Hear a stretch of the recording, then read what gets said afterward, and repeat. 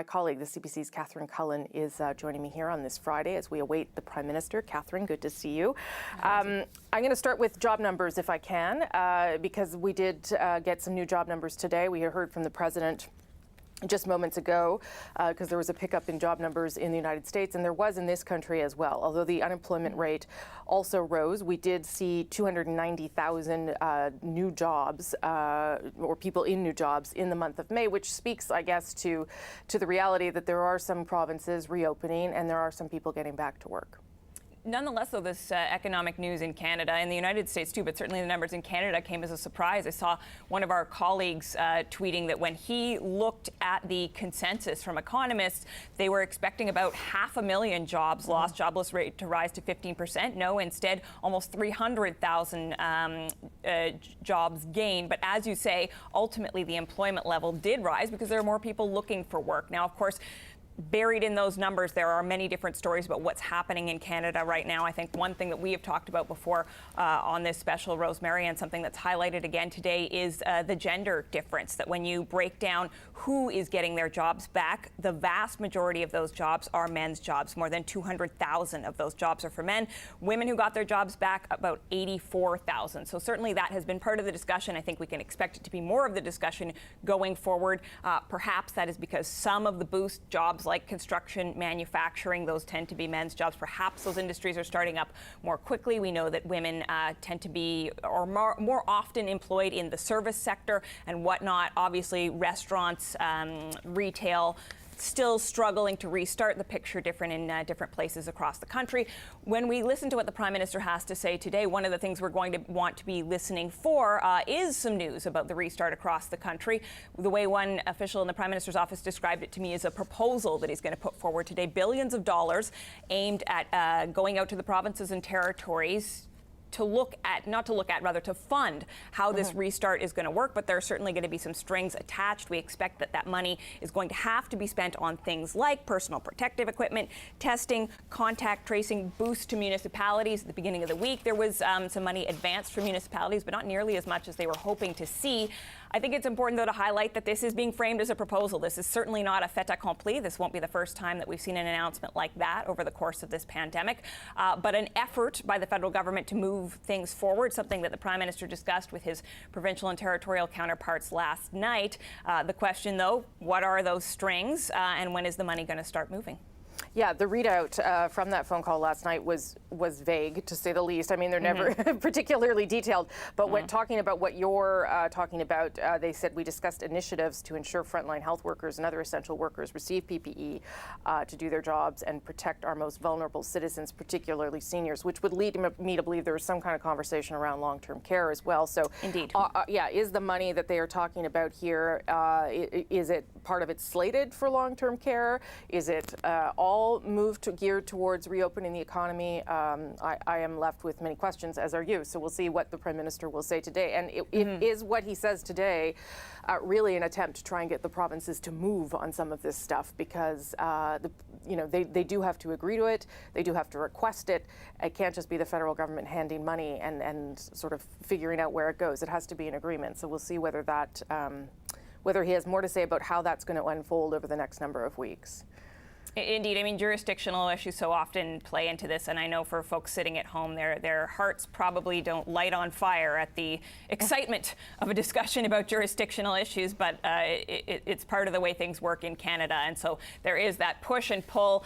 Everybody may broadly be on side. I mean, you won't find a politician in Canada, I think, right now who won't tell you that something needs to happen when it comes to long-term care, but where does the push come from? Who controls it, given that long-term care is ultimately a provincial and territorial jurisdiction? But at the same time, the Prime Minister has said, certainly the current state of things in Ontario and Quebec, where we have members of the Canadian Forces in senior centres helping ensure that some of the most vulnerable Canadians are getting care, that's not acceptable. So where do we go from here? Report after report has been done about the numerous issues facing the system.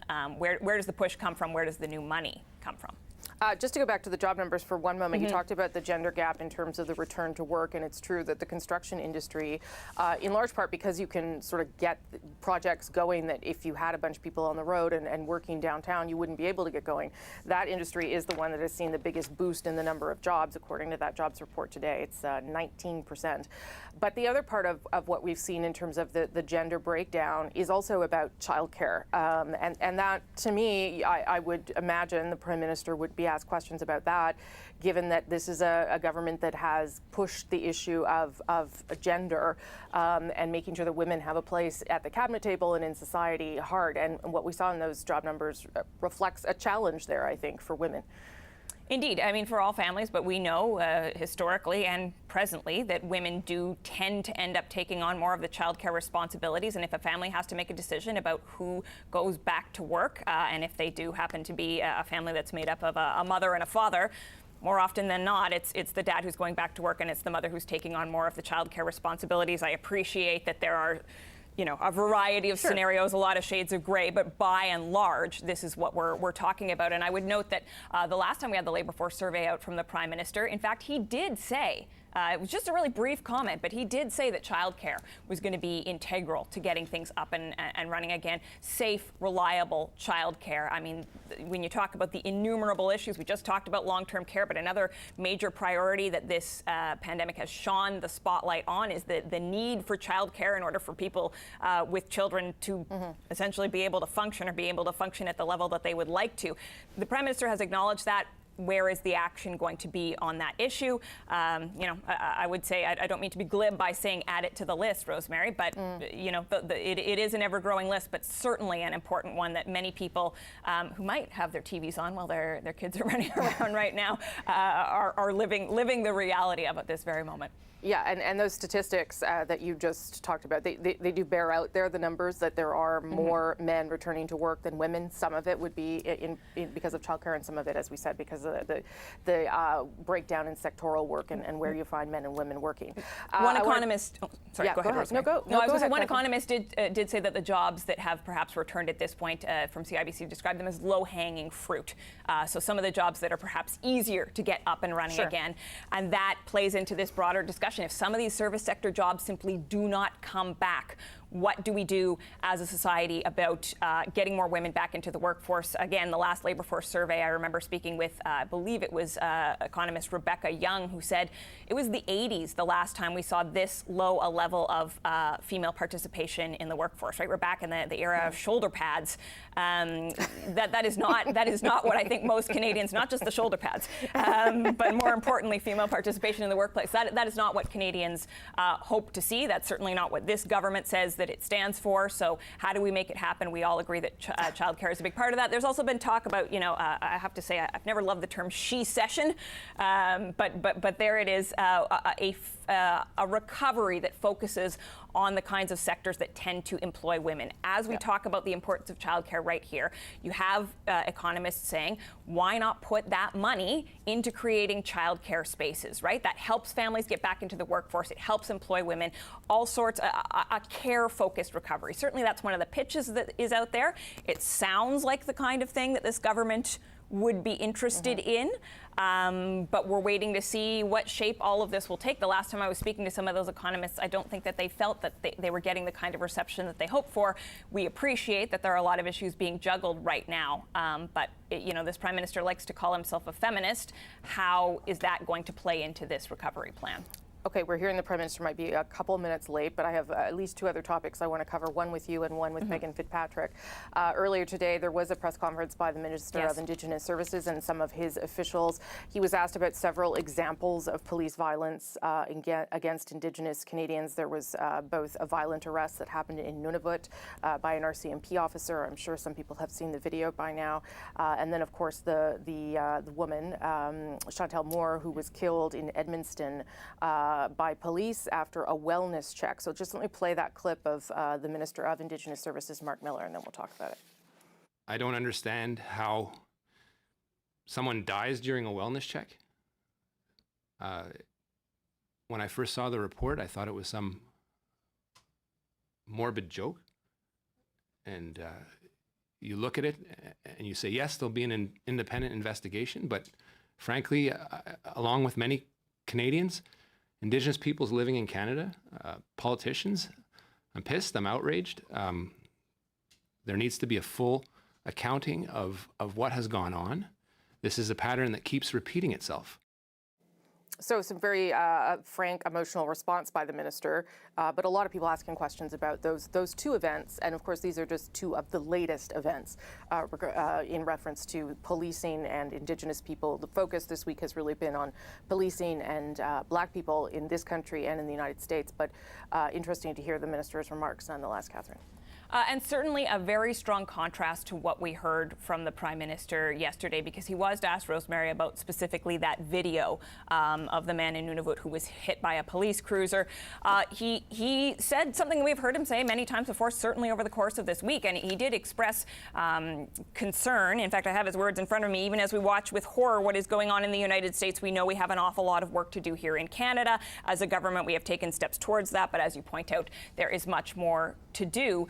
I think certainly no one would deny that the words that we heard from Minister Miller today were much stronger than that. Yes. So I think people will be looking for a stronger response from the Prime Minister. Of course, since then, we've also had the additional details about the wellness check involving Chantal Moore. I would say, though, that when you talk to, for instance, the organizers of the various protests that are going on today, they will say broadly this is nothing new to them. An incredibly long list of people who have interacted with police, people from racialized Canadians, people from minority communities. Oftentimes, these are instances, as was the case with Regis Korchinski-Paquette, somebody who was in distress. Police came to the residence that she was at, and it's still being investigated precisely what happened. But we know that the 29-year-old woman fell to her death after that. So questions for the Prime Minister. There were questions for Minister Miller, though. I mean, outrage is one thing, but what needs to be done? Minister Miller made the point that politicians in this country do not control the police. No one would want it to be so that their hands were directly, directing specific police action. He expressed some openness to the idea of body cameras. He talked about the importance of training, the importance of recruiting, talked about this being a discussion that needs to continue. But I think we all want to hear a little bit more. If the federal government, if ministers such as Minister Miller are expressing this level of outrage, where do they think that this ought to go, and what steps are they prepared to take in order to see the changes that more and more Canadians are calling for? And this is a broader conversation that sort of goes under the rubric of defunding the police and whether police in this country are getting too much money in relation to places where money also could be used, whether it be mental health calls, substance abuse calls, prevention. Certainly in the case of Edmundston, if it was a wellness check, the minister's question is a right one. How did we go from a wellness check to someone dying? Okay, Catherine, I'm going to come back to you if you don't mind as we wait for the Prime Minister to come out of his home. But Catherine alluded to these rallies and protests that are happening across the country today. There's one starting on Parliament Hill and moving towards the U.S. Embassy, but there is another one happening in Toronto in support of the protests south of the border, but also in relation to some of the events that we experience in this country, whether it be anti-Black racism or other forms against Indigenous peoples as well. The CBC's Megan Fitzpatrick is in downtown Toronto. Megan, give us a sense of what we're expecting there today. Well, Rosemary, it's expected to get underway about 12:30 or so here at the intersection of Yonge and Bloor in downtown Toronto, as you said. And then the participants will be marching south on Yonge Street down here, basically to the start of Yonge Street, and then making their way over to City Hall. And we understand their plan then is to surround the pool that's there. It turns into an ice rink during the winter, and that is where the protesters will take a knee and kneel, and that is where they will finish their protest. Now, the organizers of this on their social media account have been encouraging people to be safe today, to keep their physical distance, to wear masks, to wear gloves, not to be afraid to speak up if people are getting too close. So still reminding people that there is a pandemic going on, and to take precautions as they participate in today's march. We've just now started to see some participants show up, and as we can see, there is a police presence here as well, Rosemary. We did hear from the police chief, Mark Saunders, yesterday, who said they are aware of the events that are being planned, not just today, but we understand there might be some in Toronto tomorrow as well. He has been encouraging Torontonians to remain peaceful peaceful like they were last Saturday when there was a protest last Saturday in Toronto. Here's more of what Chief Saunders said yesterday. I can tell you that through my frontline officers, the vast majority of people that have gone to the protests in the city of Toronto have been peaceful. There's a lot of passion, there's a lot of anger, and there's a lot of hope. And I hope that as Torontonians, we continue to do that. And the other aspect that I've seen, a lot of the members that are at the protest have self-regulated those that were asked, that were showing up and had a different agenda. And he did say, Rosemary, that his officers will be ready for whatever unfolds today. But again, they are hopeful and expecting that it will remain peaceful. But as you can notice behind me, the plywood there, we have seen a lot of the businesses around this intersection boarding up today, all the way down Yonge Street, the Eaton Centre as well. The major shopping centre has been boarded up, and then a lot of the stores along Bloor here. There's sort of a high-end shopping area right here, the neighborhood known as Yorkville. A lot of those stores boarded up as well, and there were crews out here early this morning boarding up. So you can see how some of the businesses are preparing for today's protest. But again, the organizers saying it will be peaceful and that no disruptive behavior will be tolerated by the participants in the march. So things should be getting underway shortly, Rosemary. Not too big of a crowd yet, but we'll see what happens when things get underway in a little bit. Okay, Megan Fitzpatrick there in Toronto. Stay safe, Megan. Thank you for that. We are expecting as many as 5,000 people. That's what organizers in Ottawa are saying. They expect in terms of turnout, again, a march around Parliament Hill and also towards the U.S. Embassy. I'm making my way into work today. I didn't see much boarded up, but I know that police here in Ottawa have said that they intend to be present at this protest while trying not to cause any issues between them and protesters. Everyone hoping that that will go fairly smoothly as well. Obviously, we've seen a different kind of scene in the United States in various cities overnight, along with some disturbing video of police taking violent action against people that did not seem to be doing anything wrong at all. The latest one happening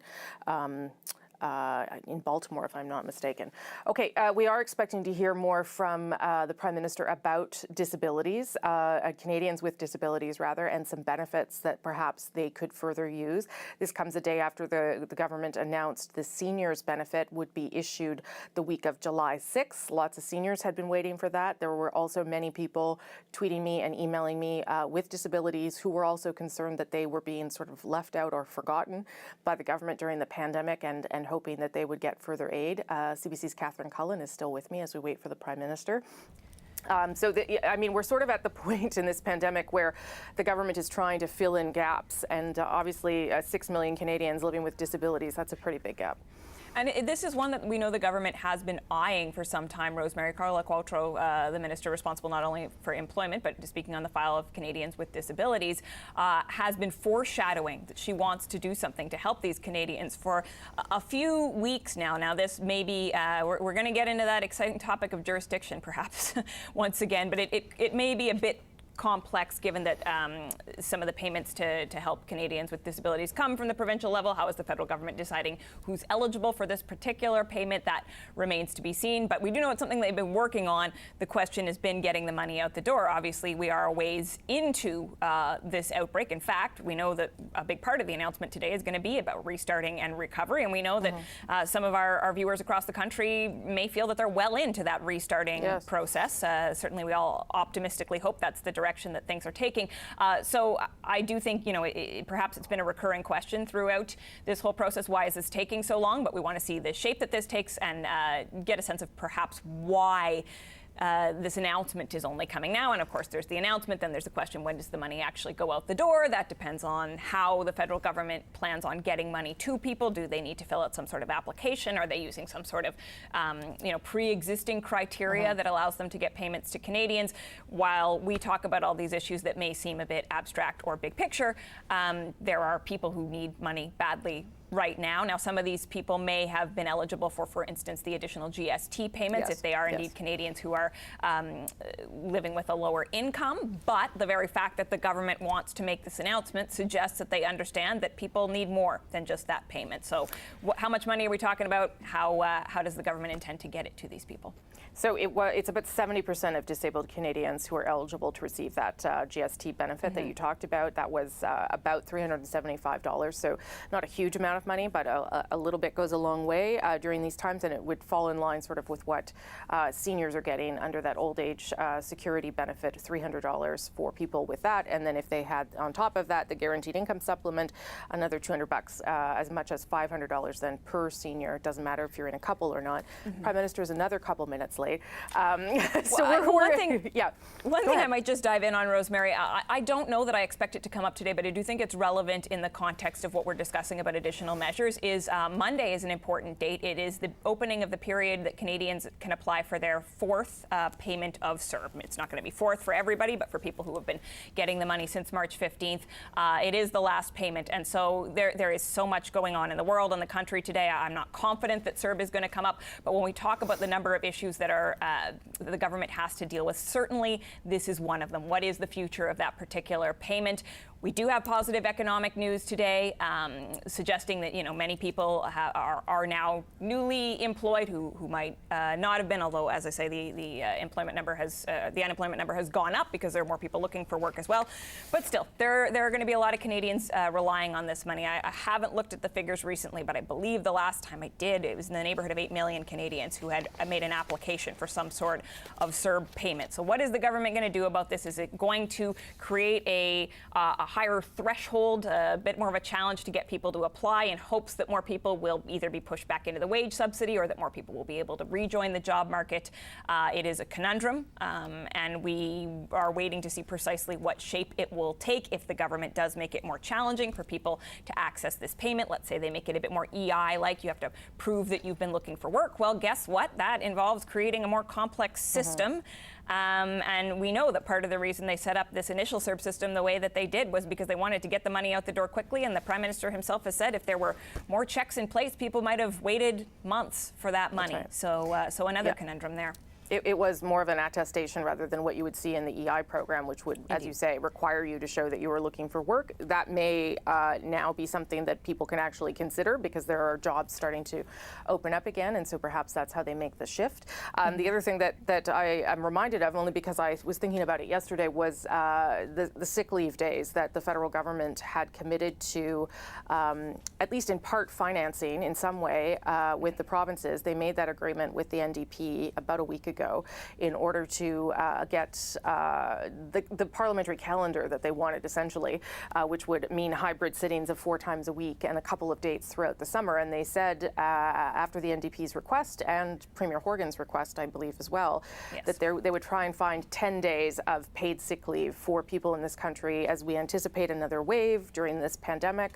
I would imagine that came up with the premiers yesterday too, although I have no idea what kind of movement, if any, there's been on that front either. Yeah, I mean, it really does seem that Premier Horgan was the one who started the push for this. He's been bringing it up for weeks on that now weekly call with the premiers, and he has said this is important because as we re-begin, the question of people returning to work, and both the Prime Minister and the Premier have talked about the fall in particular. We start getting into cold and flu season. People are back at work. They start to not feel so well. If they have to take an unpaid day or perhaps risk losing their job, they might just come into work sick. And when we worry about a second wave of COVID-19, the thought has been that these additional sick days would prevent people from coming into work sick and would be better for society as a whole. But we know that there is not unanimity about this, that several provinces have said that, the people have questioned, is it going to put an additional burden on employers, even if employers aren't the ones who pay for it, even if it comes majority or entirely from the federal government? What challenges does it create for them? I believe Premier Stephen McNeil has said this is a perfectly fine program in the time of COVID, but moving beyond that time, this is not something that should continue. I do not believe that Premier Horgan agrees with him on that. So obviously this is something that would require buy-in from the provinces and territories, and unanimity, I don't think, is the state of things right now. Perhaps we will get a bit more information from the Prime Minister today about where he believes things stand. He has talked about the importance of this. He agreed to the NDP's request on it, but has now also articulated the importance of the program. So how is he going to deliver on it? And if people are wondering why we're still talking, it's because the Prime Minister is running a little bit late this morning. So about 10 minutes late, we're expecting him. Oh, look, there's the 2-minute fingers. So he's about 2 minutes away. I'll just remind people as well that we also got our updated national modeling numbers yesterday from Dr. Theresa Tam that did show that things are going largely very well in the country, that there remains hotspots, certainly the province of Ontario and Quebec, and more particularly the GTA, the Greater Toronto Area, and in and around the island of Montreal, that those continue to be the places where the vast majority of cases are, and certainly the vast majority of cases in Ontario and Quebec. And Dr. Tam also mentioned that if you look at the modeling, they can certainly see that if there is too quick an easing of the rules, those public health rules that we all know by heart right now, 2 meters away, wash your hands, avoid crowded places, all that kind of stuff, that we could be into a place where I think she called it an explosive second spike of the virus, because we don't really know how the virus is going to react when we all start returning to our new normal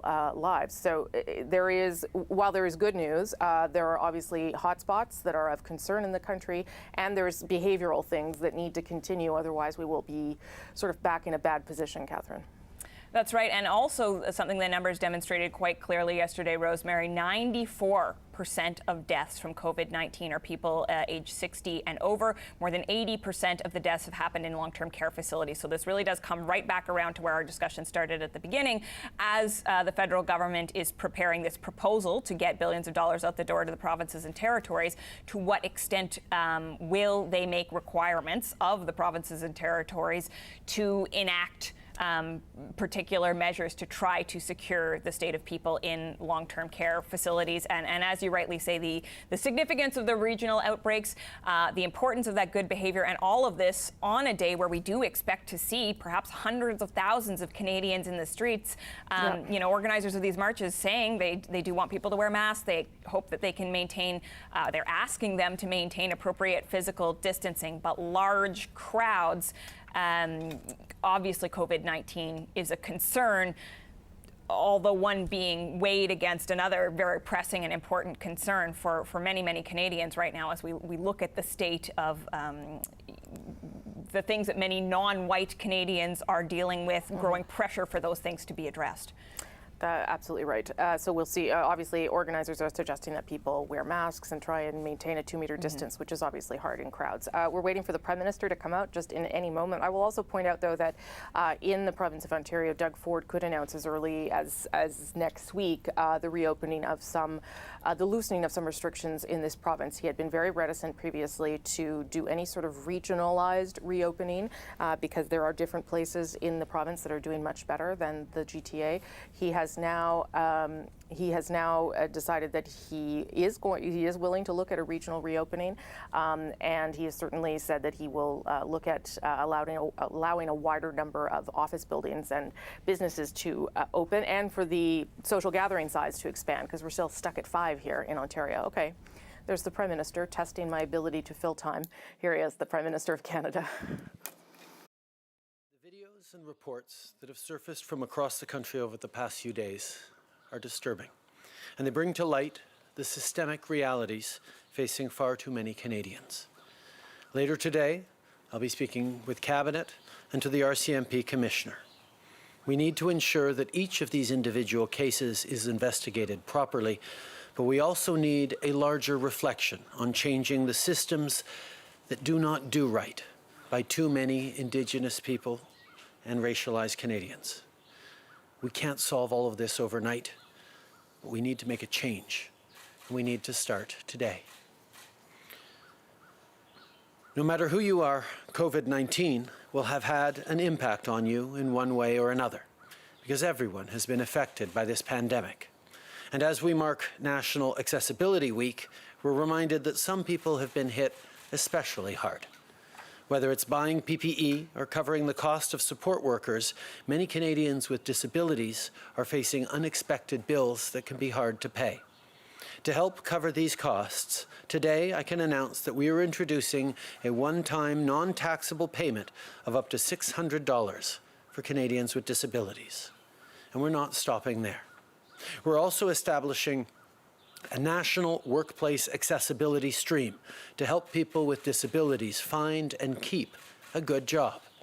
And we're funding 5 new projects across the country that will help people get supportive devices to overcome barriers in the workplace. I know that Minister Qualtrough will have more to say about all of this later today. Aujourd'hui, Today, I am announcing a one-time, non-taxable payment of up to $600 that will be paid to Canadians with disabilities to help them pay their unexpected expenses during the crisis. We are also creating the National Workplace Accessibility Stream to help people to find and keep a good job. And we are investing in 5 new projects right across the country that will help people with disabilities to overcome barriers in the workplace. Earlier today, we received the job report for May. The numbers show that more Canadians returned to work last month, but that many, many people continue to face a really tough time. That tells us that we are moving forward, but we need to stay focused on getting people back on the job. That's why we extended the wage subsidy through the coming months and have approved over 300,000 applications to support millions of jobs. There's still a long way to go, but we're starting to see some progress. Roughly 1.2 million Canadians who were accessing the Canada Emergency Response Benefit no longer need this help. This is encouraging news, but we're nowhere near done. As I've said before, to really move forward, we need a Canada-wide plan on safely and effectively restarting the economy. Having the right approach and the right resources to back it up will determine where we are, not just in the coming weeks, but into the fall and winter. Canadians have sacrificed too much over the past couple of months to lose the progress we've made. As we restart, we must do so safely with all the right precautions in place. We know that the provinces and territories are under a lot of pressure right now and are facing real financial challenges because of this pandemic, and we want to help as much as possible.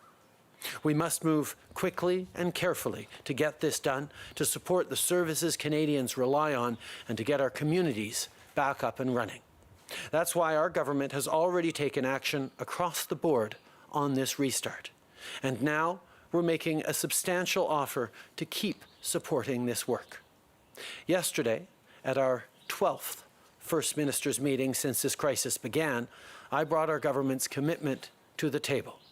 The federal government is ready to contribute $14 billion more for the things that all Canadians need. As you go back to work, we want to make sure you are protected wherever you are. Here's what the Premiers and I will work on for a safe restart agreement, which would cover the next critical 6 to 8 months. We're talking about more personal protective equipment for healthcare workers on the front lines so they can focus on saving lives instead of worrying about their safety. We're talking about making sure businesses have the PPE they need so that every Canadian is safe on the job no matter where in the country they go back to work. We're talking about childcare, so that every parent knows there's a safe place for their kids. Because when mums and dads get back to work, they shouldn't have to worry about how their kids are doing. We all know that there are too many seniors who've gotten sick from COVID-19. And along with our elders, there are many people who are especially at risk if they get the virus. So we want to provide immediate assistance so that the most vulnerable are protected.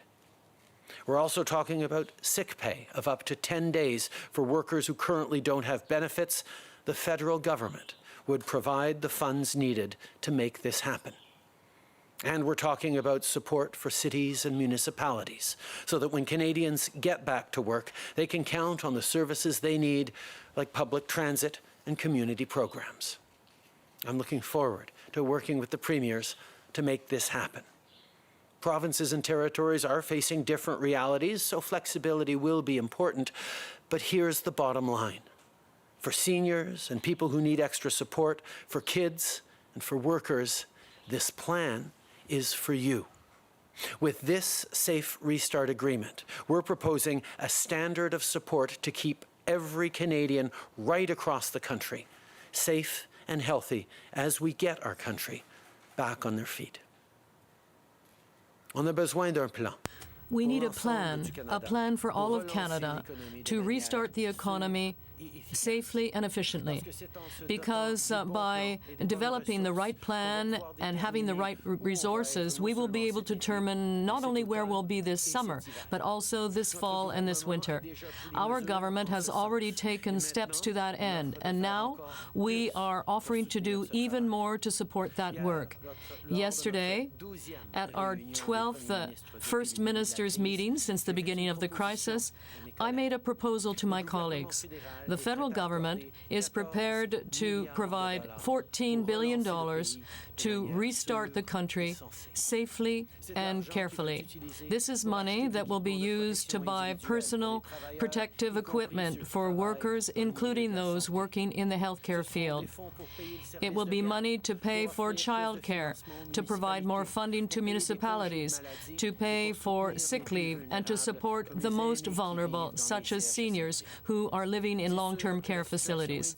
Of course, the situation is different from one province to the other, and our plan will reflect that. But this is the important part. We are here to ensure the health and safety of all Canadians right across this country as we restart our economy. At this time, our greatest priority is to help people get through the crisis. We are also thinking of what could happen not only in the coming months, but in the coming years and decades. The Global Environment Day reminds us that we cannot build a better future if we don't have a plan to fight climate change.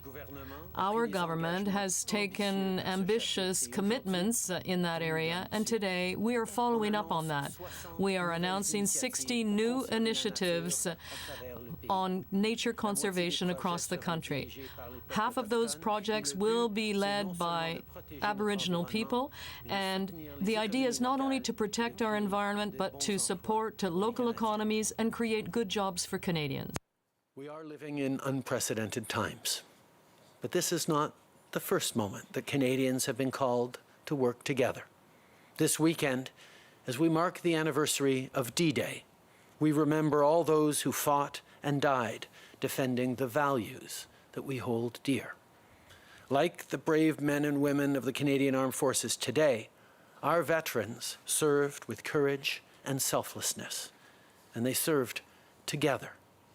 Just as we stand here this morning because of their sacrifice, Canadian troops stood on Juno Beach because of those who came before them, because of the Allied forces who had, this same week 4 years earlier, completed the rescue of over 300,000 soldiers trapped on the beaches of Dunkirk. It was a remarkable operation, and not just because of the number of lives that were saved, but because of the number of people who helped save them. Hundreds of everyday men and women gave their boats to rescue their fellow citizens. They would have never succeeded alone, but together they changed the course of history. And 80 years later, as we face our own fight, their stories stand as a reminder to us all. Right now, we each have a role to play. As a business owner, using the wage subsidy to keep your employees on the payroll. As a young person, helping your community through a Canada Summer Jobs placement. Or even just by staying home when you can and following physical distancing when you're out. No matter what you're doing to help, thank you. If we keep working together, if we keep supporting each other, we will get through this. Merci. Merci beaucoup, Monsieur le Premier ministre. On va commencer la période de questions avec le téléphone aujourd'hui. Opérateur, c'est à vous. Thank you. Merci. Première question, Hélène Buzetti, Le Devoir. À vous. Good morning, Mr. Trudeau. I'd like to know how much money the Liberal government will receive or has received in the form of the wage subsidy. I do not have those details. The wage subsidy was introduced originally to help businesses and other organizations, including nonprofit organizations, in order to help them keep their employees, translators, receptionists, and so forth, and people who are working right across the country in various organizations and need to bring home a paycheck in order to feed their family and pay for their groceries. These organizations are receiving that money to help workers. Follow up, Hélène? I understand that you may not have those details, but I would like to know whether you would commit to make those numbers public. The NDP has made that commitment. The Green Party has already told us how much money it would receive, and we know that if it's not voluntarily that the party reveals it, it will simply be rounded up in other expenses in a report. So as the leader of the party, will you instruct your party to reveal how much money you'll be receiving? Yes, absolutely. And in fact, the measures we have taken in relation to the wage subsidy were brought in with full transparency, and all businesses that use the wage subsidy across the country will be transparent as well. But yes, I will ensure that the Liberal Party does share that information. Operator, next question. Thank you. Merci. Next question, Mia Rabson, the Canadian Press. Line open. Good morning, Prime Minister. Yesterday, you seemed a little reticent to comment directly on some of specifically on the incident in Nunavut with the RCMP. You say this morning that you're disturbed by what you've seen. But what do you say to Indigenous Canadians who, when the police show up, feel fear and not safety? I think far too many Canadians feel fear and anxiety at the sight of law enforcement officers and authorities of various ways, because we continue to have systemic racism in this country, systemic discrimination. That means that Indigenous Canadians, racialized Canadians, are vulnerable in these situations. This is not something that is new for racialized Canadians or Indigenous Canadians. This has long been their reality. But over the past weeks, we've seen a large number of Canadians suddenly awaken to the fact that the discrimination that is a lived reality for far too many of our fellow citizens is something that needs to end. And that is what we are working on. Okay. We know that for far too many Canadians who are Indigenous or racialized, their reality when they interact with the authorities may be very different from that of the rest of Canada. They are, we know about the existence of systemic racism and discrimination in our systems, and that has to change. Minority Canadians experience that racism all the time. And I would say that the majority of Canadians probably did not suspect how serious the problem was. So this week, we are realizing that we need to take severe measures to address that problem. Yeah, I'm just wondering, what specifically are you planning to work on when it comes to dealing with the fear that some people feel when the police show up? Saying that it's not okay is one thing, but what specifically is your government going to be putting on the table to try and stop this? There have been many reports, many recommendations, including the calls to justice from the Missing and Murdered Indigenous Women and Girls inquiry that have laid out concrete steps that can be taken, and we will be moving forward on those. I will be discussing those and other measures with Cabinet this afternoon. I will also be talking with the Commissioner of the RCMP. I will remind people, however, that the federal government does have authority over the RCMP, but we need to work with provinces and indeed municipalities to cover all police forces and justice systems across this country. And these are the kinds of things that we need to do as a country across all orders of government in the coming days. Okay. Of course, as a cabinet and a government, we will be talking about what we can do directly, particularly with respect to the RCMP. But of course, the different levels of government also have authority over various police forces in the country, and we must work together to deal with those issues and make progress, not just gradual progress, as we've been seeing for quite some time now, but some real concrete progress for millions of Canadians who are experiencing discrimination on a daily basis.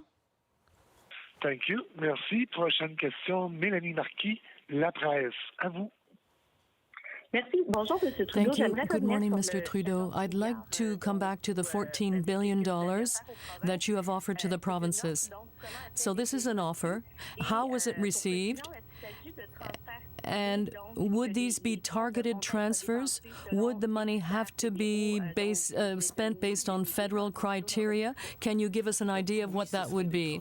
Yes, they would be targeted transfers. We know that right across the country, Canadians must have the same tools and must have the same confidence about a potential second wave in order to reopen the economy.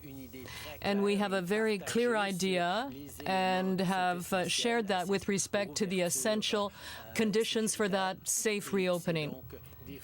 So this money will be there to ensure that all Canadians, whatever their jurisdiction or whatever region they live in the country, will have whatever they need so that we can reopen the country.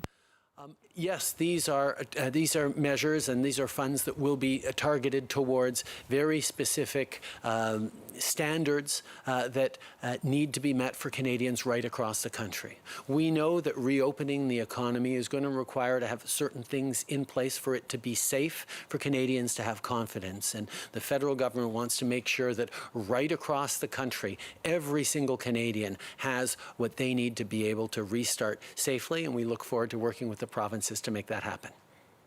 En suivi, Mélanie? Follow-up, Mélanie. Yes, thank you. Mr. Trudeau, I'd just like to know how your counterparts reacted to your offer.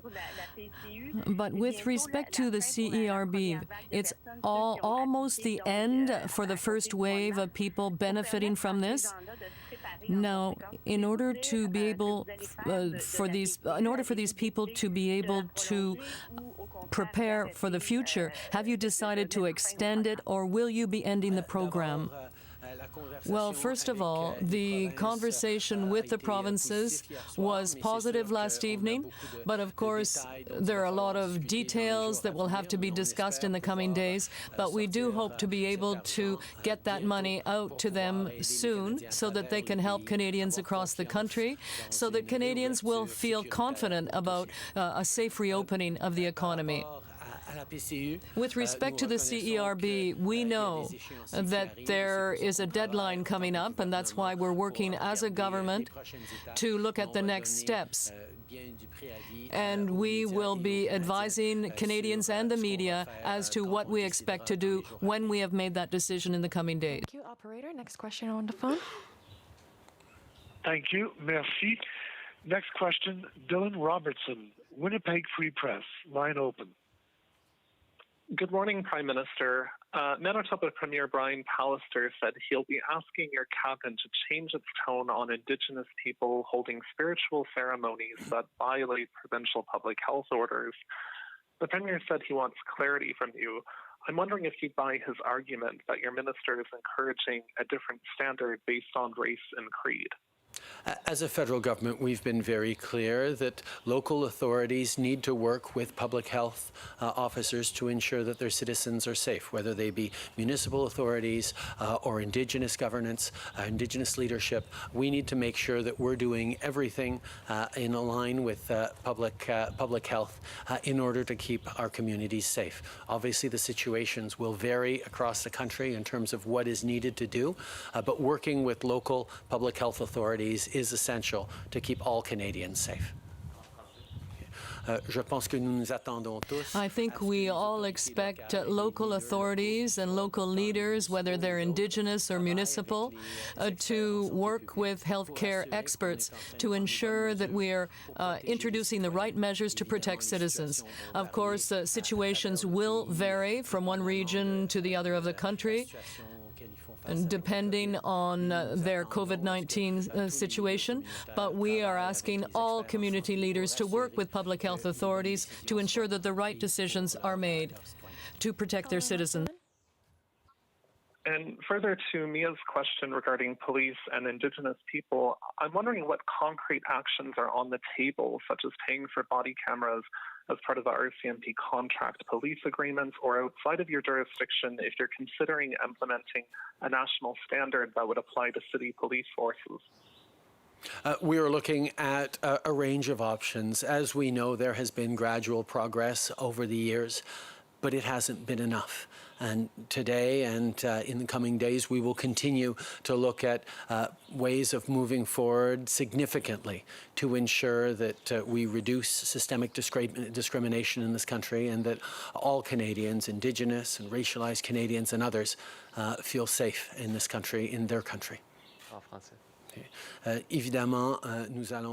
Of course, we will be working in the coming days on measures that could be brought in to ensure that we are reducing systemic discrimination in our system and ensure also that racialized and Indigenous Canadians feel safe at home. There's work to be done, but we have made progress over the years. But it was gradual progress, and now we need clear steps and new measures to be taken. Radio-Canada, there are hundreds of Canadians who are currently stuck in Morocco and cannot leave. There are others who are stuck elsewhere in the world who would have liked to be able to leave on the first flights, but they were not able to do that. And now they're wondering, what will the federal government do? What is it doing? They feel abandoned. Some of them have medical conditions, and they can't go just anywhere to try and get back here. What do you say to those Canadians who are currently stranded somewhere else and want to come back to the country? We organized hundreds of repatriation flights and brought back thousands of Canadians from various parts of the globe. Our government worked with many other countries and many airlines in order to help a large number of Canadians to return. We also know that there are people who are still stranded abroad, and that's why we brought in measures to provide loans to them, and we will continue to work to try and help them as much as possible. But we're all in very difficult circumstances now with COVID-19. Since the beginning of this pandemic, engaged in hundreds of flights to repatriate tens of thousands of Canadians from around the world. We know there is more to do. There are more Canadians who need to come home. It is extremely difficult as a situation, which is why we've ensured that there are loans available to Canadians stuck overseas to help them out through this difficult time. We will continue working with them as best we can to help them out. Now on Bombardier, 2,500 jobs will be abolished between now and the end of the year, primarily in Quebec, but elsewhere in Canada as well. What do you say to the people in charge of Bombardier who are not using the wage subsidy in the midst of this pandemic? Can you help these employees, and can you help the aeronautics sector that will be in trouble not only this year but in the coming years? We introduced measures to help workers in every sector of the economy, and we will be working with companies to ensure that they can have the opportunity to help their own workers. We know that the aerospace industry, and in particularly the airlines, are facing a particularly bad crisis because of the decline in travel these days. Private jets have fewer buyers these days, so we know that it's a problem, and that that a number of these companies are in trouble, and we will try and do what we can to help the employees. We will continue to work with industries across this country who are affected by this pandemic. Obviously, aerospace industry, airlines are particularly affected with the ceasing of global travel and with the fact that the demand for purchasing business jets has decreased dramatically. We will continue to put forward measures to support workers across this country as we have, and we will work with industries and individual companies to try and ensure that they have access to all the supports that we've put forward. But obviously this is a difficult time for many workers across the country, and we will continue to look for ways to help them. Hi, Prime Minister. Tom Perry, CBC. You said in your opening remarks, we need to change the systems that do not do right by too many racialized and Indigenous people. You've also been talking about systemic racism a lot lately. So I'm wondering, broadly, what do you think needs to change in policing? And specifically, do you think that racism in police ranks is part of the problem? I think, as with so many systemic challenges, there are multiple factors that come into this, and we need to work together as a country, but we need to engage and listen to racialized communities, Indigenous peoples, as we have been through the Missing and Murdered Indigenous Women and Girls Inquiry, as we have through the Path to Reconciliation. We need to continue to engage, to look at concrete measures. We've made gradual progress over the past years, but gradual progress, incremental progress just isn't enough. We need to make stronger and bigger changes, and that's exactly what we're going to work on. But is racism within police, within the policing system, is that part of the problem being faced by Indigenous people, racialized people? I think when we look at systemic racism, there are, of course, individual challenges. And on the individual situations that we've seen over the past number of weeks highlighted, obviously there need to be careful and full investigations into those situations. But we also need to take a step back and look at the scope of the system and address the challenges that exist within there. Okay. I know that when we talk about a systemic problem, yes, there are individual elements of that, but it's also the system that has to change. And the examples that we have seen recently, say in the last 10 days, make it clear that there has to be investigations conducted on those individual situations so we know exactly what happened, but we also need to reflect on the system as a whole and address these problems and transform the system so that racialized and Indigenous Canadians are better protected. I asked your office this earlier this week and they weren't able to answer, so I hope you can. You have spoken many times about the need for more and better disaggregated data in Canada, and yet when you were setting your government's priorities last year, you did not make universal, widespread disaggregated data collection a mandate for Minister Baines. You only mandated him to do it for the census, which is only every 5 years. So why was that? We recognize that there have long been challenges in Canada about collecting disaggregated data. It's indeed a challenge around the world, which is why a number of years ago we invested millions of dollars towards Statistics Canada to start improving our ability to collect race-based data, disaggregated data. We know there's a lot more work to do, and that's exactly what we're working on. A number of years ago, we realized that we need to have better data, including geographic data, and that's why we did invest additional funds in Statistics Canada so that we can do better in that regard. But there's still a lot of work to be done, and we will do that. We know that COVID-19's economic crisis disproportionately affects women, but we don't know what its effect is economically on racial minorities because the data is not collected. Why should people take you seriously that it's a priority for you now if you did not set it as a priority across the board when you were making your government's priorities?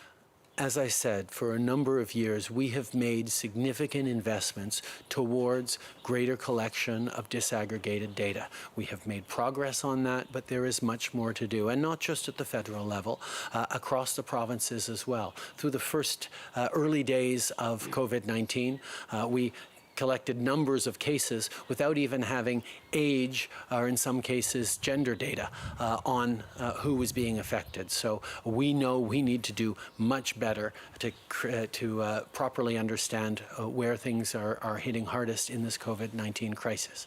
At the same time, however, we haven't waited till we get data to address the challenges posed by certain vulnerable populations. We've flowed greater funding to community organizations and grassroots organizations that are helping out people who we already know to be more vulnerable and marginalized, and we will continue to do that. But yes, we need to do a much better job around disaggregated data, and that's something we're going to do.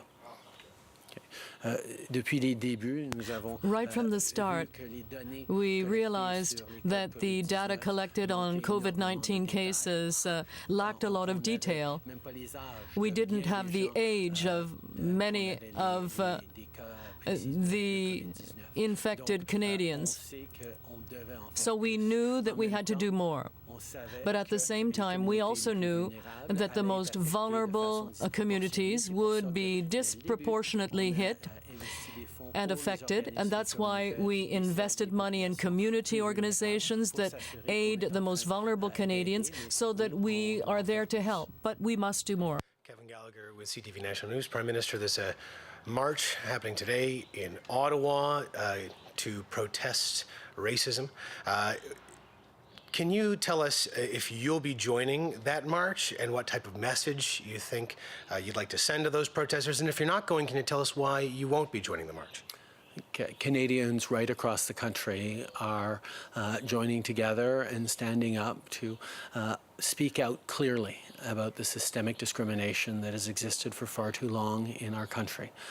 We have thousands of people stepping forward to highlight the challenges and to show that they want to be allies. And I salute the work they're doing. I highlight that our government will be a partner, and I look forward to continuing to see thousands of Canadians protesting peacefully right across the country.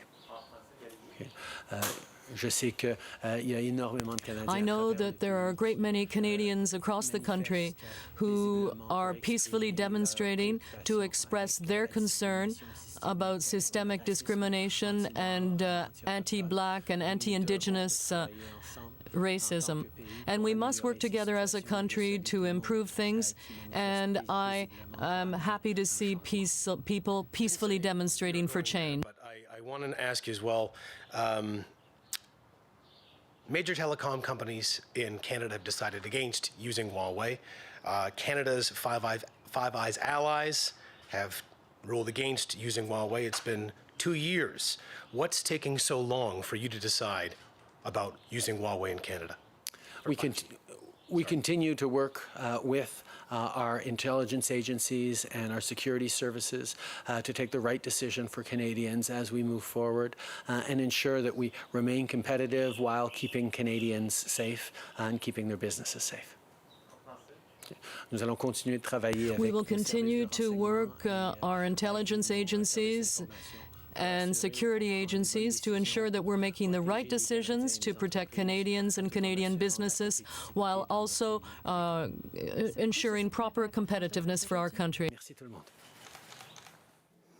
That is the Prime Minister of Canada on this Friday, wrapping up his daily briefing, almost daily briefing, with some significant news on what he discussed with the premiers last night. I'll bring in the CBC's Catherine Cullen as we await the noon briefing with cabinet ministers and public health officials. In short, Catherine, the Prime Minister said that he put on the table $14 billion for the provinces over the next period of time, a significant amount of money. Not clear to me that all the provinces said, yes, I would like that money, but tell us more about what it's for. Well, I mean, I was really struck by the amount of ground that is supposed to be covered by these $14 billion. Let's look at the list of things that the Prime Minister talked about, Rosemary. This is supposed to be money, he says, more money for the things that all Canadians need as we enter into this restarting process. He says for a period of about 6 to 8 months, they're talking about more personal protective equipment for healthcare workers, ensuring that businesses have the personal protective equipment that they need.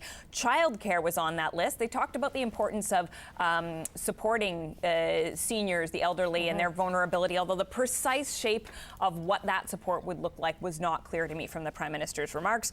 He talked about municipalities, and he talked about sick days, as we were talking about before the Prime Minister began speaking, that plan to give people access to 10 days of paid sick leave if they do not already have it through the benefits of their employment. So covering a lot of ground here, but a lot of questions still remain. This is, of course, a proposal at this point.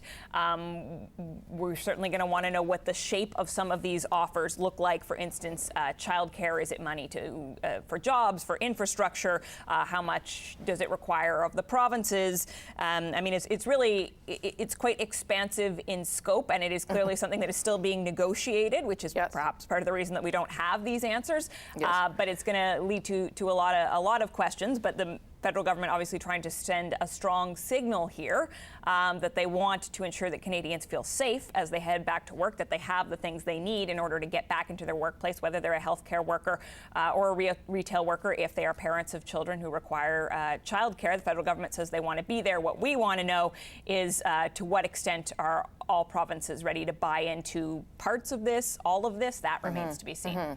Yeah, he talked about targeted transfers, and he also said something which I wrote word for word because I thought it was important, that very specific standards would need to be met across the country to help with things as we move forward, which to me sounded a lot like a very nice way of saying there'll be some strings attached to this money, that you're going to have to do certain things. Targeted funding transfers is another way of saying it, that provinces will be required, I guess, either to show that they are using it for these particular things, that they are performing at a certain, standard. I'm not sure what it will look like, but there's obviously some conditions attached to $14 billion. And so we can boldly predict, Rosemary, that not all the premiers are going to like that. In all seriousness, though, right? I mean, I think we can be certain that some premiers are going to say, I'm just going to go ahead and say Quebec. I mean, we have to wait and see. Go for it. Yes. Perhaps Alberta. I mean, I think it really depends on the specifics of what is being offered here and what the nature of those strings look like. We can all agree that there are things with regards to COVID-19 where everybody is on the same page. We were talking about earlier, for instance, everyone agrees that dramatic changes are needed in the long-term care sector. But, that is so complicated. For instance, like we keep using this term long-term care. It's actually a really amorphous term in Canada. So just there, and it's not clear to me that that is in any way touched on in these $14 billion. As I said, they talked about seniors, but I don't quite know what that's going to look like. But even just there, what are we talking about? Child care, what form is that going to help going to come in? Municipalities, we know that this is something that's been a very touchy jurisdictional issue. How do you decide, does the province decide how much money flows to the municipalities? This is going to be complicated, but these are important issues in people's day-to-day lives, right? Feeling safe, secure, knowing that their children have a place to go, knowing that if they need it, there's public transit to get to work.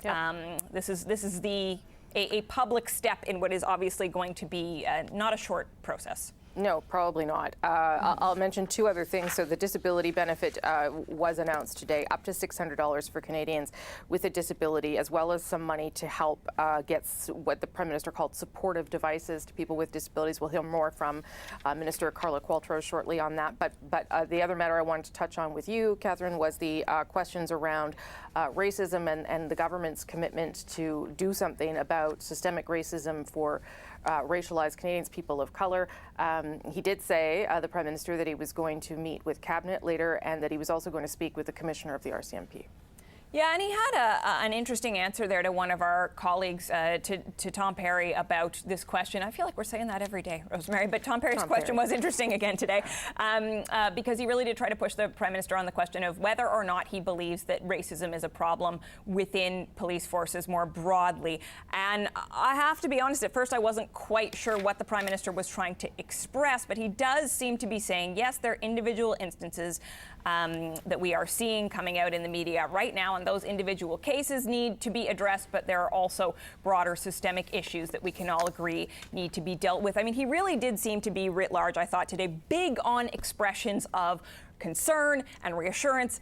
short on details of how these changes specifically were going to work. He was asked about body cameras as well, and didn't really, again, give an entirely precise or clear answer there. One thing that I was struck by, though, I mean, you know, for some Canadians, and I think it's probably important to say again, you know, as a white person, I'm coming to this discussion with a particular worldview and inadequate in many ways to talk about this. But for some Canadians, it's a discussion that's been going on for a long time. And for some Canadians this week, they're saying defund the police. Huh, really?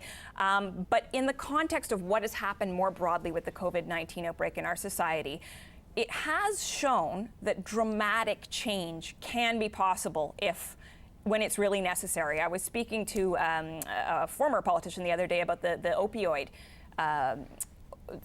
crisis. And he was saying to me, well, if we can make these dramatic changes to save lives with COVID-19, why can't we do it to address this other major public health crisis? And I think you could apply that same logic to what is happening here. If there is sufficient public pressure, if people are calling for a change, and I'm not advocating for defunding the police, I'm simply saying it has been shown to people that great changes are possible.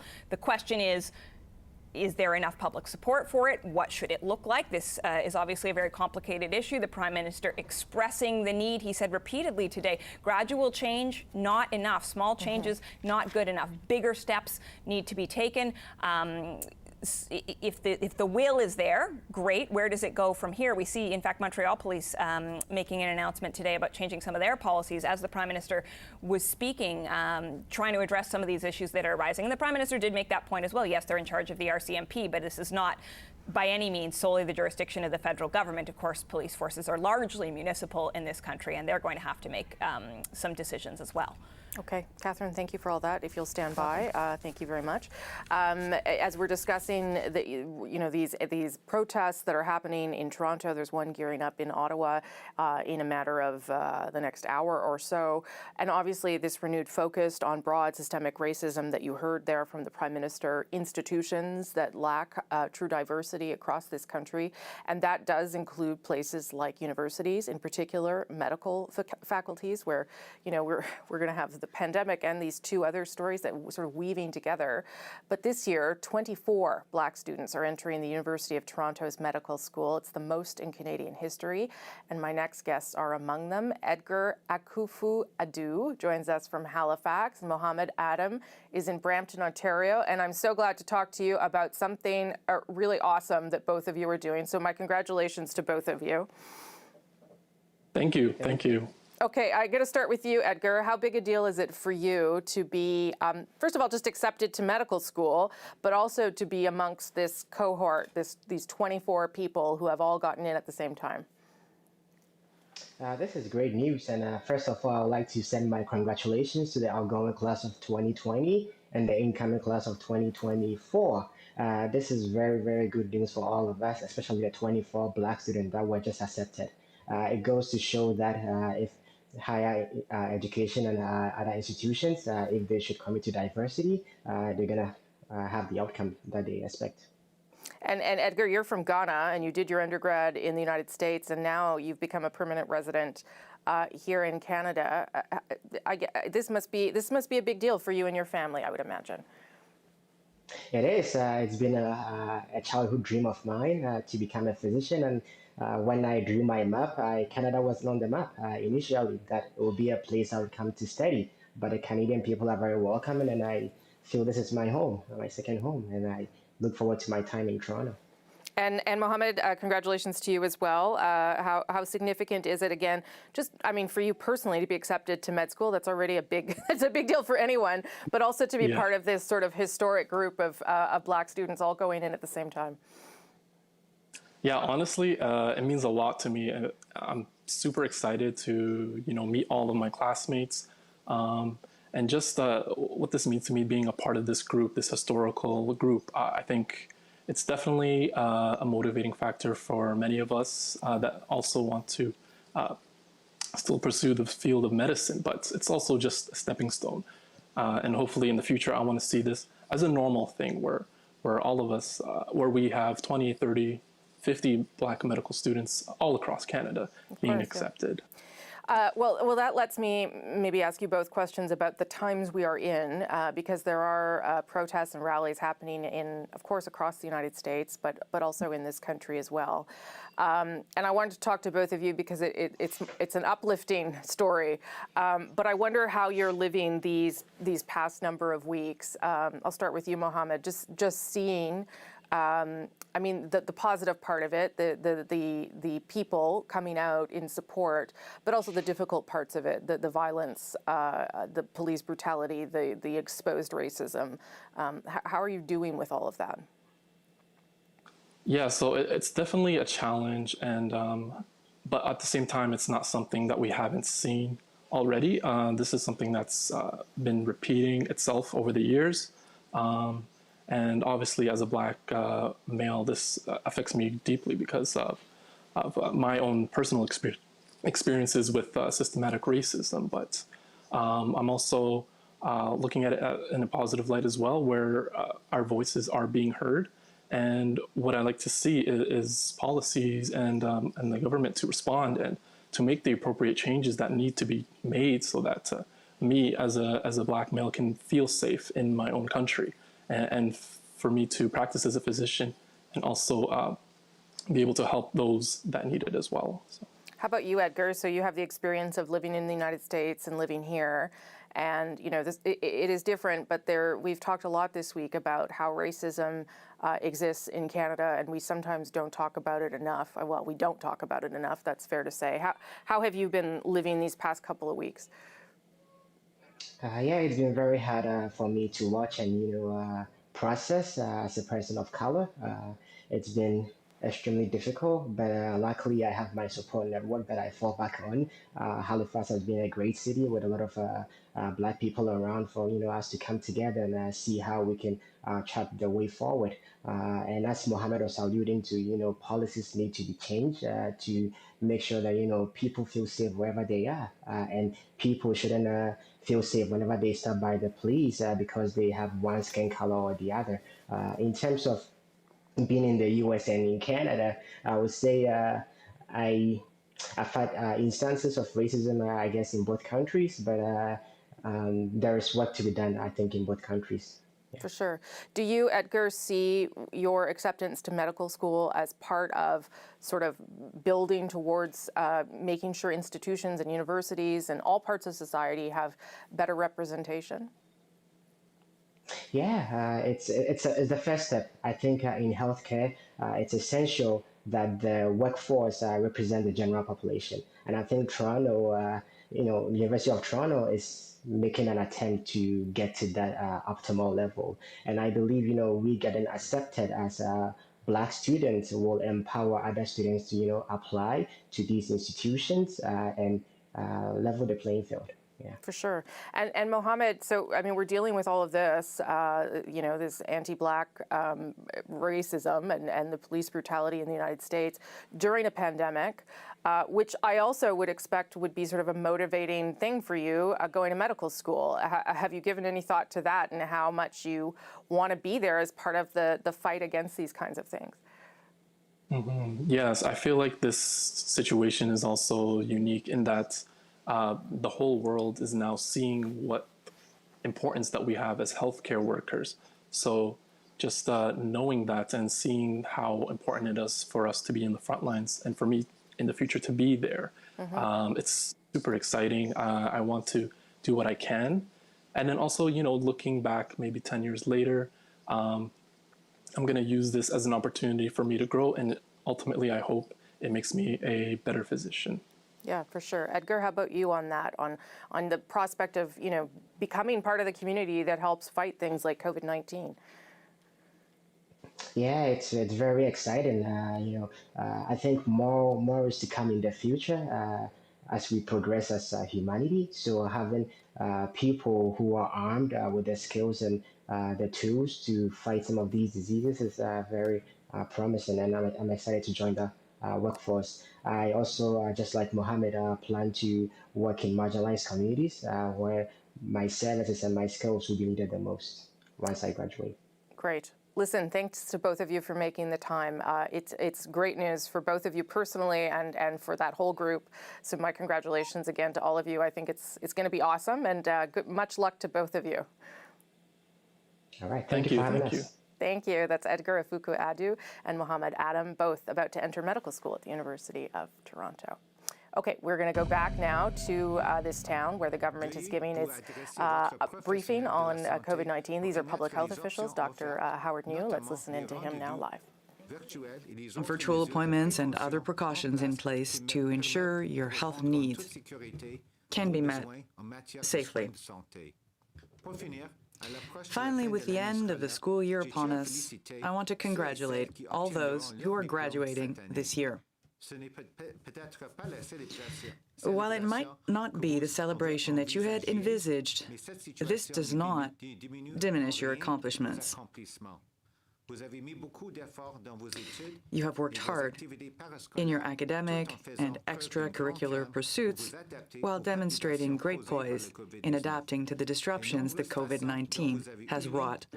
The many ways you have come together to support your families and communities as we learn to live with COVID-19 have inspired all of us. We are all together, apart, proud of you. Congratulations. Thank you. Merci. Merci, Dr. New. Thank you, Dr. New. Here today in person here with us in Ottawa from Minister Carla Qualtrough, who has some important information to share with us. Please, Carla. Thank you, Deputy Prime Minister, and hello everyone in person. As many of you know, this is National Accessibility Week. We celebrate the contributions that Canadians with disabilities make to our communities every day and reflect on the ways that we can take action toward a more inclusive and accessible Canada. We know this pandemic has deeply affected the lives and health of all Canadians and disproportionately affected Canadians with disabilities in particular. I think of the significant costs persons with disabilities have incurred to safely get food, medication, and other basic necessities. We also know that there are additional costs for delivery services and private transportation. Il se peut aussi que les travailleurs de soutien pour les personnes en situation de handicap support workers for these people may not be available or may have to be paid for privately because of a lack of supply. The Prime Minister announced a one-time payment of $600 for persons with disabilities to address these expenses. This payment will go to existing disability tax credit certificate holders, which includes parents with children or dependents with disabilities, seniors, veterans, and many other Canadians that we know have costs associated with severe and prolonged disabilities. Il n'est pas nécessaire de présenter une demande pour recevoir. It is not necessary to apply for this amount. $48 million investment will benefit around 1.25 million Canadians. We also recognize that persons with disabilities are at a higher risk of job loss during economic downturns, which is why we've established a national workplace accessibility stream, and we are investing $15 million in 2020 to 2021. In addition, we're investing $1.18 million in projects through the Accessible Technology Program. I'd also like to acknowledge the members of the COVID-19 Disability Advisory Group that have been providing important advice in the lived experiences of Canadians with disabilities and helped shape today's announcement. I thank them for their continued work.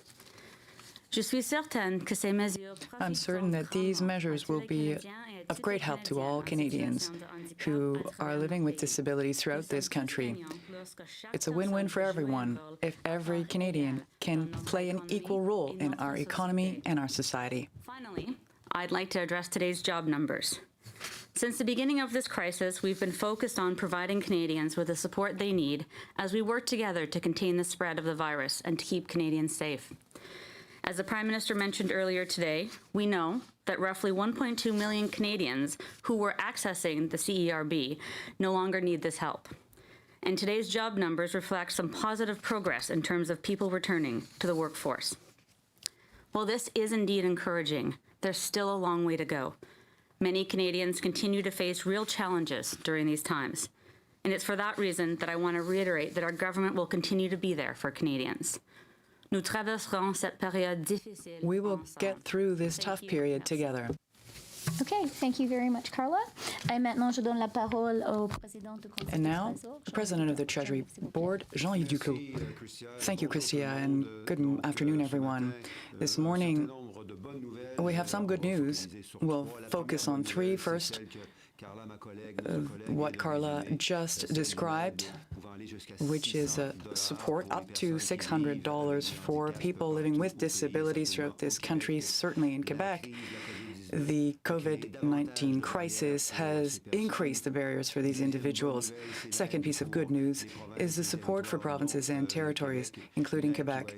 Support that will be of assistance to the provinces who have to take on this heavy burden in the current situation in order to supply PPE, for daycare services, support, also support for seniors in health and economic difficulty, and also the provision of sick leave so that individuals do not have to choose between protecting their health and protecting their livelihoods. And finally, some good economic news from my colleague Carla. 10% of jobs lost between February and April were recovered between April and May. That represents 30% of job losses that have come back between April and May. This is in contrast with February and April. Unemployment was at 17%. We're now at 13.7%, which is the national average. This is for Quebec. National rate has increased slightly, but the economists understand why. Economists know that when it's a period of recovery, as you are emerging from an economic crisis, it is normal that the labor force increases because people want to go back to work, so they are seeking new work. And that explains this slight increase in unemployment, despite the fact that the number of unemployed individuals has decreased. As my colleague Carla has said, the context of significant measures that we've taken over the last few weeks is particularly significant. The CERB, Canadian Emergency Response Benefit, we are now moving from that to return to work, and also the wage subsidies had major impact in Quebec. And I would add also that there is a very interesting situation for youth, specifically young people who want to continue with their studies in the fall are facing a difficult situation there. Unemployment rate was at 14% about a year ago and stands at 40% for these students who want to go back to school in September. So you can understand why the student response benefit is important to support their personal finances so they can go back to school at the end of the summer.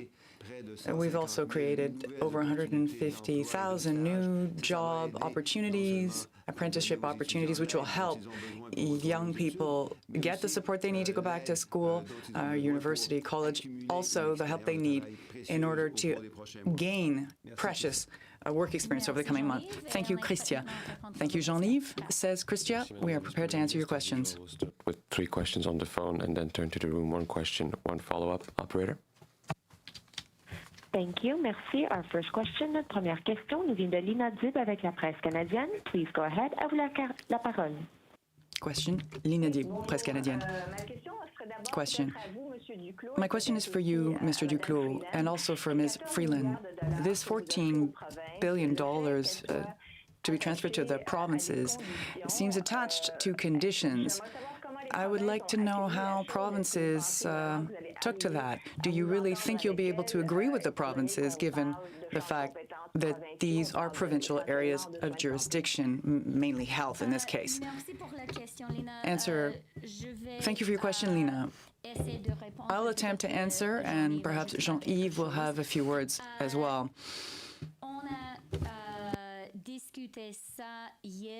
We discussed this very matter yesterday with the Prime Minister and during our conversation a week ago.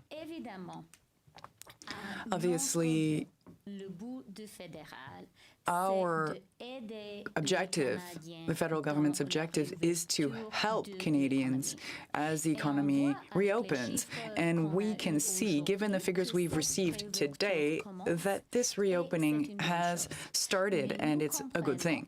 But we understand that there remains much to be done to be sure that this reopening is possible, that this economic recovery takes place in conditions that protect the health care of all workers, Canadian workers. We also understand, and I speak as a mother here, there need to be certain things in place. Childcare, daycare, and it's also important to support municipalities. Specifically with respect to public transit, we understand that these things are within provincial areas of jurisdiction. But I have to say, Lena, that when I speak to Canadians, for Canadians, the thing that matters is not whose jurisdiction it is. What matters is to achieve success in our fight against the coronavirus and to have a strong economy. We're pleased that we now have this opportunity to work in close cooperation with the provinces. $14 billion is a significant amount. And of course, it is important for the federal government to be sure that by working through the provinces, we can guarantee the right conditions, the necessary conditions are in place for all Canadians throughout the country. The important thing from our perspective is to ensure we have the conditions here in Canada for a safe and effective restart of the economy. The jobs numbers that Carla and Jean-Yves have just spoken about show us that that restart is beginning. And I am so grateful to all the Canadian workers, to all the Canadian businesses who are participating in it. We understand that we have to make sure that people have the things that they need to make that safe restart healthy, to make it safe, and to make it possible. That includes things like ensuring there is enough PPE, ensuring we are effectively testing and tracing, ensuring, and here I'm speaking as a mother, ensuring that there is childcare available, ensuring that our municipalities are supported because they provide the public transit, ensuring that people have sick leave so that if they are feeling unwell, they do the healthy thing and don't go to work that day. So we know that this is what Canadians, whatever province or territory they live in, really need. We understand that these are areas that are in provincial jurisdiction, but we know that the economy is in a very difficult spot right now, and so the federal government is stepping up and saying we are going to contribute $14 billion to this essential effort. Now, we also realize that the way to do this successfully is through a collaborative conversation with the provinces. That is, we had a conversation yesterday about this. We spoke about these issues also the week before. And now what we really want to do is metaphorically roll up our sleeves, get to work with the provinces, talk with them about the areas that they think are necessary for a safe restart, put forward our own perspective, and really ensure that together we can give Canadians the support they need for our economy to get back to work safely. Jean-Yves, est-ce que tu as quelque chose à ajouter? Jean-Yves, did you have anything to add? Jean-Yves Duclos, yes. Perhaps from a Quebec perspective, Madame Freeland, Prime Minister Trudeau are in close communications with their counterparts and have been in communications with the provinces. They know what the provinces are concerned about. Even though all of this is a provincial area of jurisdiction, the federal government does have a responsibility to help the provinces in the emergency situation we find ourselves in today. In Quebec specifically, some private daycare has in some way been weakened in some areas. I've had this discussion with some stakeholders in this field, although the Canadian government understands fully well that it's a Quebec government responsibility. We want to be able to help the government of Quebec act in this period. Same thing for seniors, same thing with personal protective equipment, testing, tracing. All that requires significant resources. The provinces are being pressured financially in that regard. The issue of sick leave, the Premier Legault mentioned that it would be a very heavy burden if it were only on the provinces, and so Madam Freeland, all premiers have worked very hard in order to work collaboratively to achieve that end. Question? Thank you. So if I understand correctly, because this is a pandemic, you do not think there will not be any quarreling regarding jurisdiction between Quebec and Ottawa. I'd like to know also how much of that money will be going to municipalities. You were talking about public transit. Cities are also facing major pressures. Is there an amount that is earmarked for municipalities in that regard? Answer, Madam Freeland. That's an excellent question, Lena. I fully agree with you that the cities and municipalities have major needs, and we are absolutely in agreement with the fact that cities and municipalities are essential to a restart. The federal government is prepared to make its contribution, and that is what the Prime Minister referred to today. Now, referring to specifically to the amount set aside for each category, these are discussions that have to take place with the provinces and territories. We believe that a collaborative approach is critical, and we need to speak to the provinces and the municipalities to be sure that an economic restart is healthy and will work for Canadians. Thank you. Next question. Thank you. Merci. Our next question. Notre prochaine question is from Mia Rapson with the Canadian Press. Please go ahead. À vous la parole. Yeah, this is probably for Minister Freeland. If you're still working with the provinces, you're sort of saying you're metaphorically rolling up your sleeves now to figure out the details of this program. You can't tell us how much is earmarked for municipalities specifically. How did you arrive at this $14 billion figure, and how is it going to be dispersed to the provinces? Have you figured out even any of those details, how much each province would get? Well, let me say a couple of things. If you are going to have a truly collaborative approach and a true discussion, you can't go into it saying, and by the way, this is going to be exactly what the end result is. Since we really believe in having a collaborative approach with the provinces, and we understand Canada is a huge country. The needs differ very, very much from coast to coast to coast. We really are approaching this by saying to the provinces and territories, we understand that a safe restart is essential and that it is expensive. We said from the beginning of this crisis, we are not going to quibble about federal provincial responsibilities. We are going to be there to support Canadians across the country. And that is what we are doing here. In terms of the Prime Minister specifically saying, and we're going to put $14 billion on the table, look, having been through a few negotiations myself, I really believe that someone has to get the ball rolling. And it's important to start putting some specific offers on the table.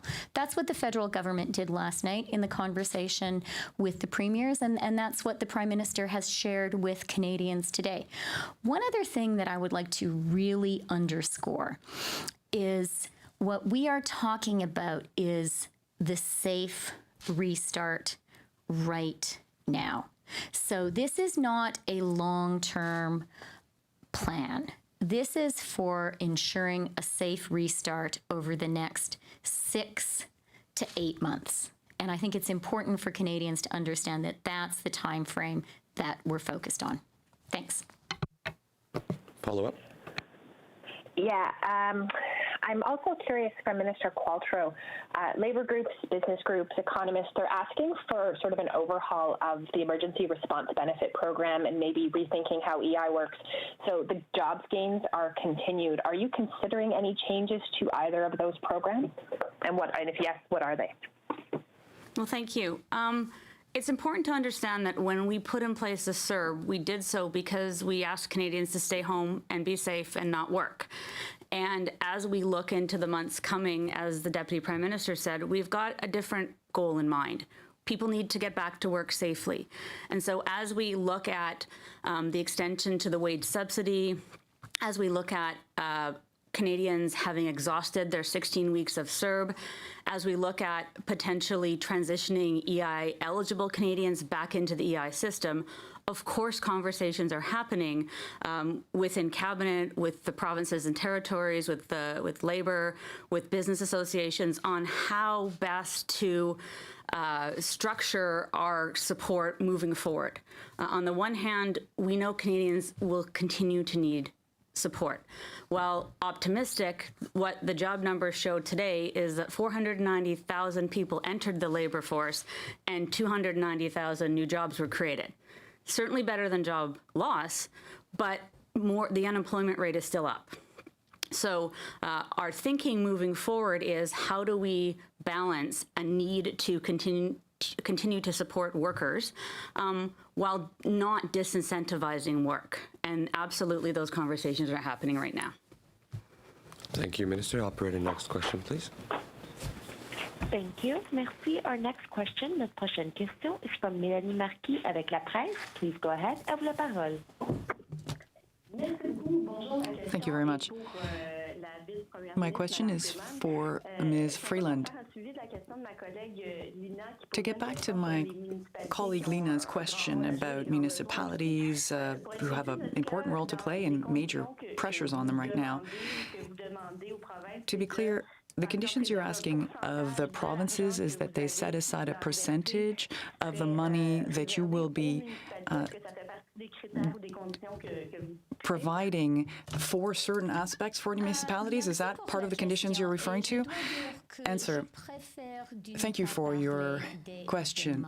I would prefer not to use the word demand or demande that you used in French. What we need is to engage in a collaborative conversation with the provinces and territories, and that's precisely what we're trying to do.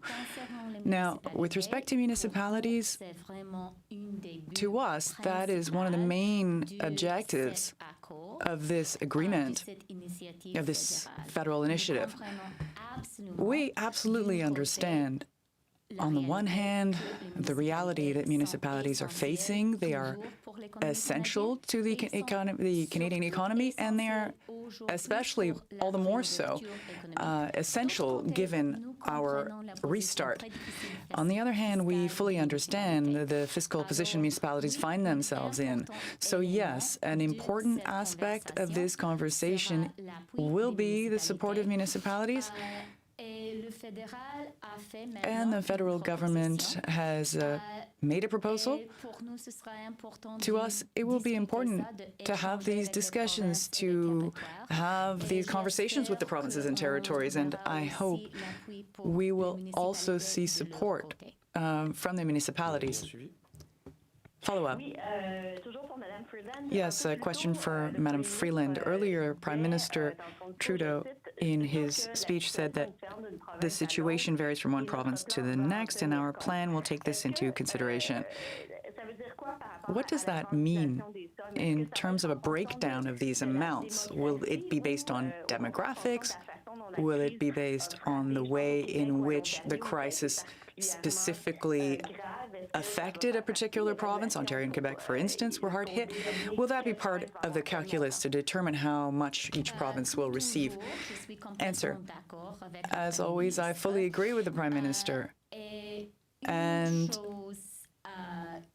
one thing that we understand clearly at the federal level is that our vast country is very diverse, and we understand that the situation in Nova Scotia is quite different than it is in BC, and quite different from the situation in Quebec.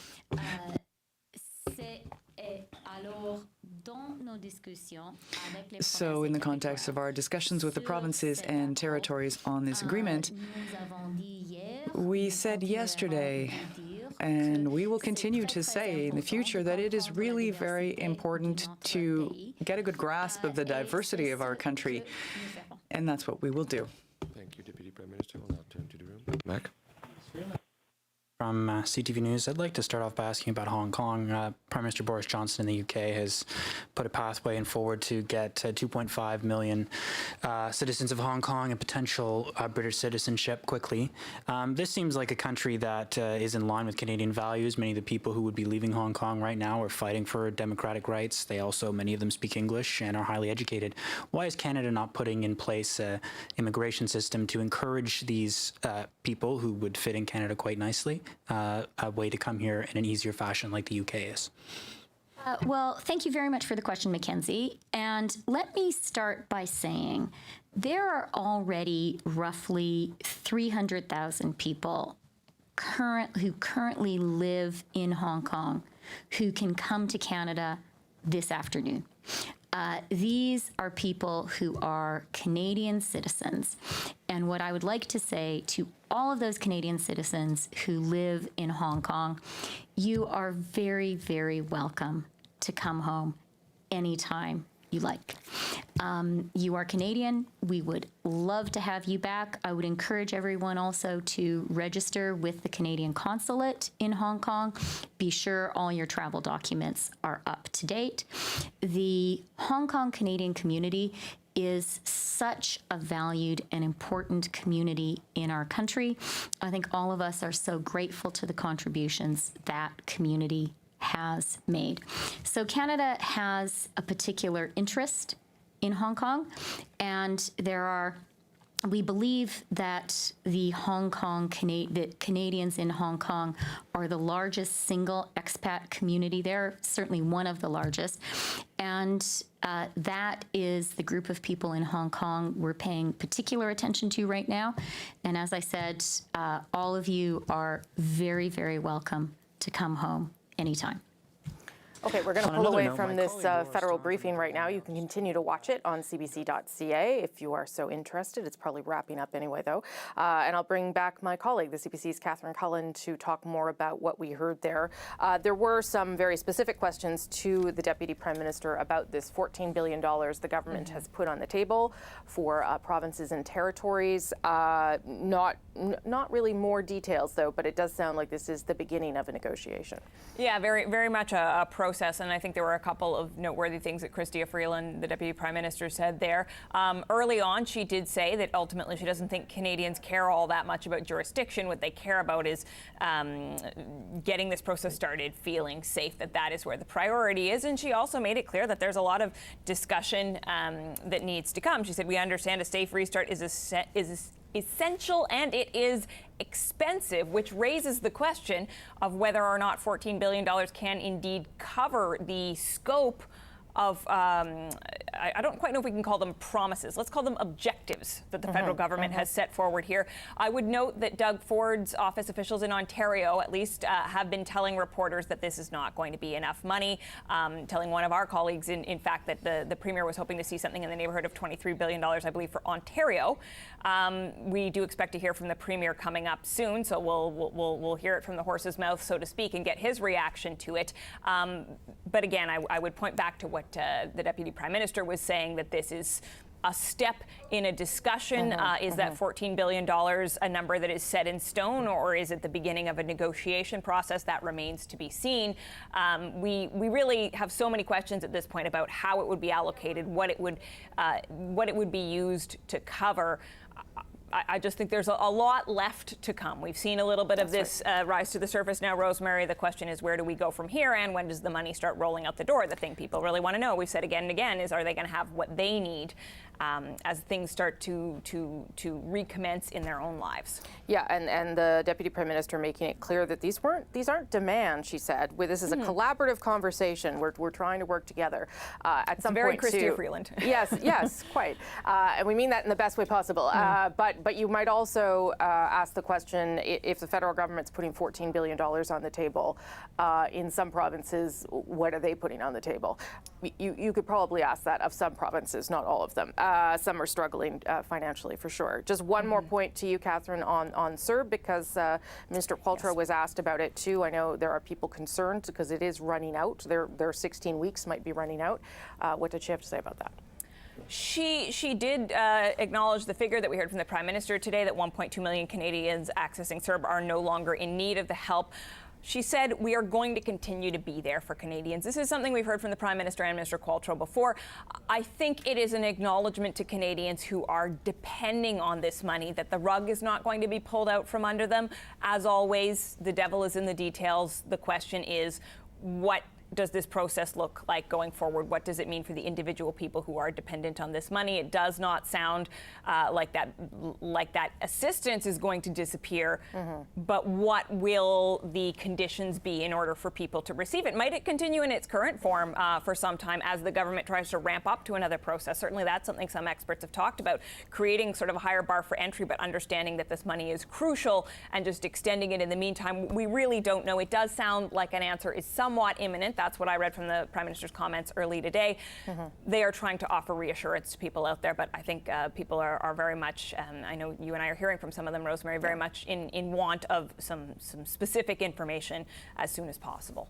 Okay, Catherine Cullen, thank you very much for your coverage with me today. Catherine is hosting Power and Politics today, so you can catch her at 5 Eastern. I'll be watching. Thank you, Catherine. Appreciate it. You're welcome.